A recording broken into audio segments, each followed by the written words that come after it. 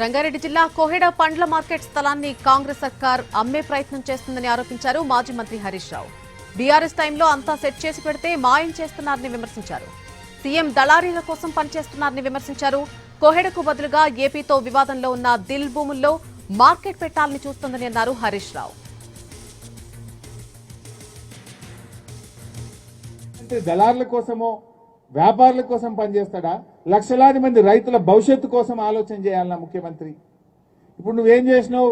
ఈ భూమి టీజీఐసీకి ఇస్తా, ఆన్నెన్నో గుట్టల పొన్న దిల్ భూములు ఉన్నాయి, ఆడ మీకు ఇస్తా అని అంటుండట. ఆ దిల్ భూముల సంగతి తెలియదా మనకు? ఆ దిల్ భూముల మీద ఆంధ్రప్రదేశ్ ప్రభుత్వం ఈ దిల్లో మాకు కూడా వాటా ఉంది, ఈ దిల్ భూములు షెడ్యూల్ 9 కింద ఉంటాయి. దిల్ అంటే దక్కన్ ఇన్ఫ్రాస్ట్రక్చర్ లిమిటెడ్. ఇది ఏపీ హౌసింగ్ బోర్డులో ఒక సంస్థ. దిల్ ఏపీ హౌసింగ్ బోర్డులో భాగంగా ఈ దక్కన్ ఇన్ఫ్రాస్ట్రక్చర్ లిమిటెడ్ అనేటువంటిది కూడా ఒక ప్రభుత్వ కార్పొరేషన్. ఆ భూములు రాష్ట్రం విడిపోయినప్పుడు ఆంధ్రప్రదేశ్ ఏమంటుంది?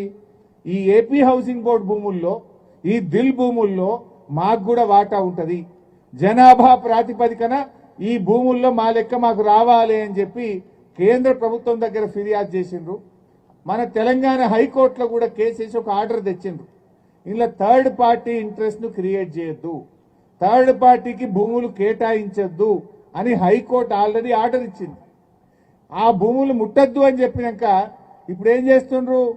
ఈ భూమి మొత్తం మేము ఎవరికో దళారులకు అప్పచెప్తాం, మీరు పోయి ఆ దిల్ భూములలో మార్కెట్ కట్టుకోండి అంటుండ్రు.